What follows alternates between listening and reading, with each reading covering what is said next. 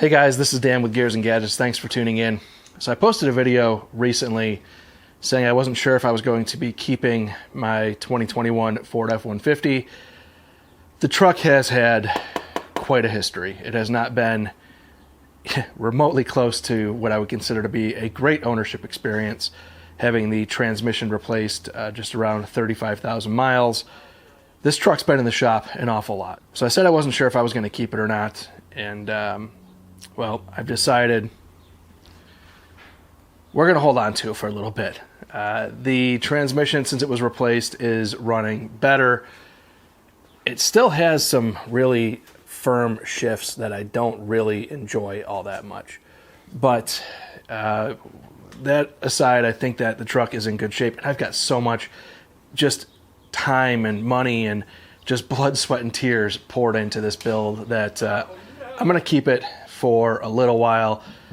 I might try to dump it before 50,000 miles. It's around 35,000 right now. We'll see how the next 15,000 miles of ownership goes.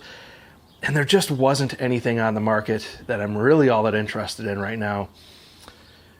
Unfortunately, I probably would have went with a GMC, but I'm just not a big fan of the seats. And it just came down to that one thing where it's like, man, beautiful trucks, but if GM could get their seats slightly more comfortable, it probably would have been the thing that would have got me over the top to trade this truck in. So what I'm going to do today is I do need to replace the battery. I've noticed that my Ford Pass app has stopped working in terms of remote locking. I've also noticed some of the chimes and things in the truck aren't acting normal. When I shut the truck off, it says that it's going into power saving mode. Now the battery is about 3 years old. I live in Phoenix. Heat just absolutely demolishes batteries. I've never had a battery really get over 3 years anyways, so it seems like it's really kind of in due time. Now, I'm not taking it to the dealership. Just honestly, taking this truck to the dealership has led to me having it not be in my possession for weeks on end, many of times. So I found what I think is the best battery on the market. Now, just like you guys are doing right now, I watched a video from Fix or Repair DIY YouTube channel, who has a PowerBoost just like I do, which is the hybrid powertrain, and he recommended the X2 battery from Batteries Plus, oddly enough, which is not a store that I frequent. So I went and bought it today. It was like $350. Not a cheap battery, but we're going to swap that over and just continue on with this truck and see where it takes us. So let's start getting that knocked out and out of the way here. Now, I also have another video I'm working on right now. I'm actually kind of creating a whole wire harness for some lighting for the back of the truck, rooftop tent setup. That'll be coming after this video.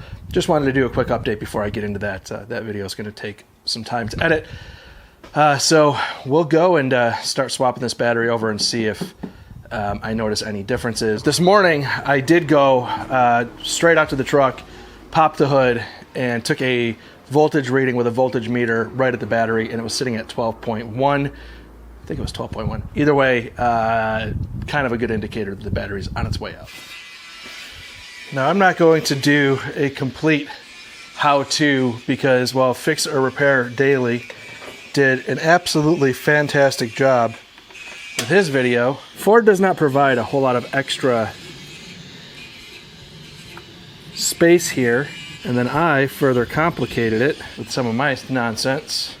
So I'm going to disconnect my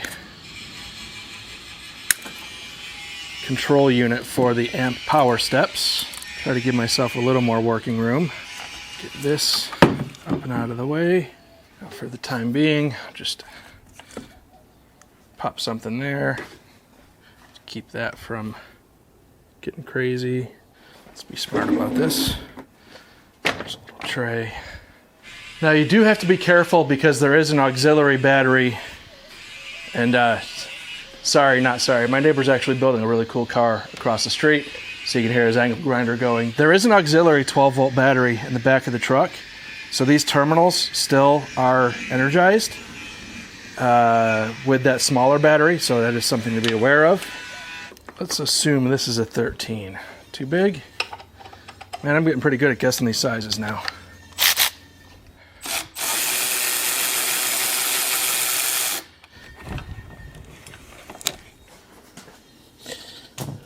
Good to drop the other one in.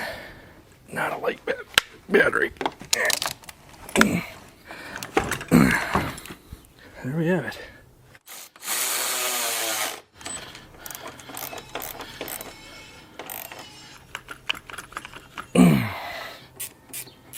Those were good. So we're tight. What I'm interested in, what is the voltage? So we're 12.4 and it hasn't even taken a charge yet. Ideal. All right, now we're gonna try to reset the BMS with more YouTubing. And then what you'll do is you'll flash the headlights 5 times, and then you'll tap the brake 3 times. 1, 2, 3, 4, 5. 1, 2, 3. Now the battery should flash 3 times. 1, 2, 3. BMS is reset. So anytime that I replace a battery, I do like to do the deep charge. Just get it on a battery charger here. You can see it says it's at 77%. Just because those things do kind of sit on shelves for a while, and it's nice just to get a fresh 100% charge on it. We should, in theory, as long as this works with the hood open. Not sure if it does. Door locks. There it goes. Door's locked, but your hood is open. So now the door lock is working again, which it wasn't before because, wow, so backlit, because I think the situation was that the battery was too low. By the way, this tailgate support, I use it more often now for a hood prop so that the hood doesn't hit up at the top of the garage. Works out really well for that. But replacing the battery, really not all that complex. I do have to reattach my amp power step module here. And then I'll just zip tie that back up here when I have 2 hands and I'm not filming. And get this thing all buttoned up. It's taking a charge pretty quick here. In Arizona, if you get 3 years out of a battery, you're doing pretty good. That's my experience with every vehicle I've had here, is the heat just absolutely demolishes these batteries. This, from Batteries Plus, does have a 48-month warranty, as opposed to Costco or any of the other ones that I've seen with a 36-month. In my experience here, they usually die like right at that 36-month, and I've had a couple of them die pretty much right after that warranty. So let's see if this is any better. It does seem to be a highly rated battery from what I could tell on the internet, and I spent about $100 more on this than I would have for kind of like a mid-tiered type battery. So now I'm also considering, do I go new motorcycle before I deal with the truck? I think where I'm at right now is I'm going to do one or the other. And if I can hold on to the F-150 and it starts treating me a little better, maybe I can go and look at maybe upgrading to more of a larger touring frame motorcycle. That's kind of something that might be on my radar. You can see I've also got a demo unit here for Polaris, which I'm working on some content for that too. So very busy. In my last video I mentioned my job has become kind of a nightmare recently for more political reasons than anything else. It has absolutely, unfortunately, captured so much of my mental bandwidth that making YouTube videos has just not been something that's been front of mind for me. Anytime you're coming out here to make a video, you've always got to kind of be in the mindset to do so. Otherwise, it just comes across in the content that it ends up sucking. And I'm trying to do my best to take some of that work-life balance aspect of what I'm supposed to have with my job back, and you guys should see that come across on the channel as well. So unfortunately, I think I let it get a little bit out of control on my end, to the point where it's a job, and we need to all focus on, you know, the things we enjoy outside of our jobs. I work from home. If anything, I should be able to produce more content for YouTube, and that's kind of a sign that the job is not necessarily, you know, when they say work-life balance, the work from home component is supposed to give you more of, you know, yourself back. I mean, you're cutting out, for me, an hour and a half a day of commuting.